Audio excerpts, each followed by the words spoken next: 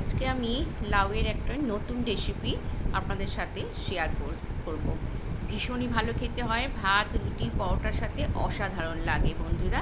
তো আসুন দেখে নিন লাউয়ের দম কারি। লাউয়ের দম কারি বানানোর জন্য এখানে আমি একটা বড় আলু বড় বড় ডুমো করে কেটে নিয়েছি। আর লাউগুলো আমি ওটা খোসা ছাড়িয়ে ডুমো ডুমো করে বড় বড় করে কেটে নেব। আর নিয়েছি 1 ইঞ্চ মতন আদা, দুটো কাঁচা লঙ্কা আর একটা বড় টমেটো। এদিকে কড়াই বসিয়ে দিয়েছি, কড়াইতে বেশ কিছুটা সর্ষের তেল দিয়ে দিলাম, দিয়ে গোটা সাদা জিরে আর তেজপাতা ফোড়ন দিলাম।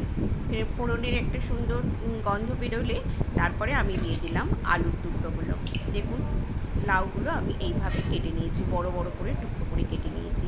যেহেতু আমি লাউয়ের দম করব তাই বড় বড় করে লাউটা কেটে নিয়েছি। আর আলুগুলো বেশ বড় বড় টুকরো করে কেটে নিয়েছি।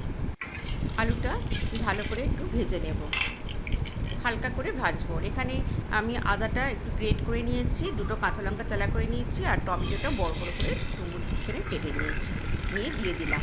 আলুটা একটু হালকা ভাজা হলে আমি এগুলো দিয়ে দিলাম, আদা টমেটো কাঁচা লঙ্কা দিয়ে দিলাম। আপনারা পেস্ট করেও দিতে পারেন। এখানে কিছু গুঁড়ো মশলা নিয়েছি, এখানে 1 চামচ ঝাল লঙ্কার গুঁড়ো নিয়েছি, জিরে গুঁড়ো নিয়েছি, কাশ্মীরি গুঁড়ো লঙ্কা নিয়েছি, ধনে গুঁড়ো নিয়েছি আর হলুদ গুঁড়ো নিয়েছি। সব 4 চামচে 1 চামচ করে নিয়েছি, পরিমাণ মতন দিয়ে দিলাম। দিয়ে আবারও ভালো করে আমি ভেজে নেব, মশলা দিয়ে ভালো করে কষিয়ে নেব। অসাধারণ লাগে বন্ধুরা। লাউয়ের তো অনেক রকম রেসিপি খেয়েছেন, এইভাবে একবার বাড়িতে ট্রাই করবেন বন্ধুরা। বাচ্চা থেকে বড় যারা কোনোদিন লাউ খায় না তারাও চেয়ে খাবে। এখানে আমি 4টি কাজু আমি আমার একটু গুঁড়ো করে নিয়েছি, নিয়ে জল দিয়ে গুলে দিয়ে দিলাম। আপনারা পেস্ট করেও দিতে পারেন, তবে একটু হাফ ভাঙা ভাঙা মতন হলে ভালো লাগে খেতে। একদম মিহি পেস্ট করলে ভালো লাগবে খেতে, কিন্তু আমি একটু হালকাভাবে গুঁড়ো করে নিলাম। এখানে 1 চামচ চিনি নিয়েছি আর 1 চামচ নিয়েছি কাসুরি মেথি দিয়ে দিলাম। সম্পূর্ণ এই নিরামিষ রেসিপিটি আপনার যে কোনো উপবাসের দিনকে বানিয়ে নিতে পারেন, রুটির সাথে পরোটার সাথে পোলাওয়ের সাথে ভীষণ ভালো লাগবে খেতে। দিয়ে দিলাম স্বাদ মতো নুন।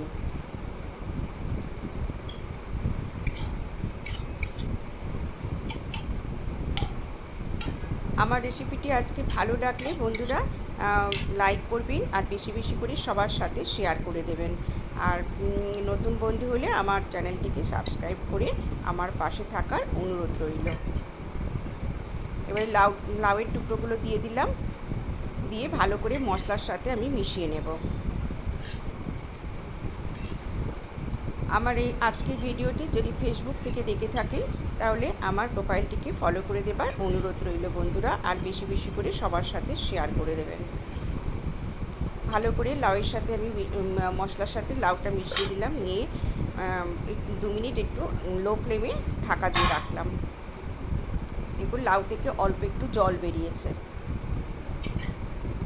বেশ সুন্দর করে কষিয়ে নিলাম মশলাটা, নিয়ে আমি জল দিয়ে দিলাম।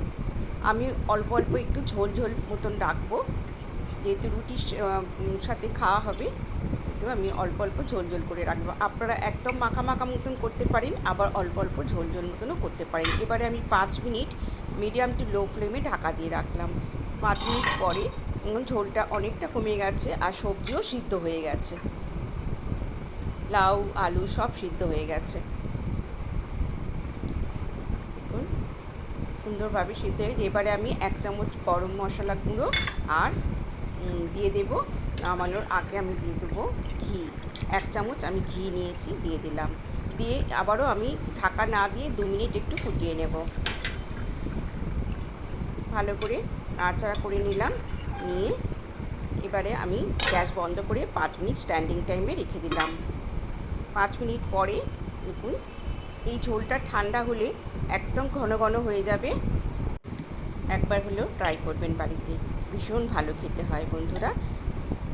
আর শুভ নববর্ষের অনেক অনেক শুভেচ্ছা আমার বন্ধুদের, সকল বন্ধুদের কাছে দূরে যে যেখান থেকে দেখছেন আমার ভিডিওটি, সকলকে আমার অনেক ভালোবাসা। সবাই ভালো থাকবেন, সুস্থ থাকবেন।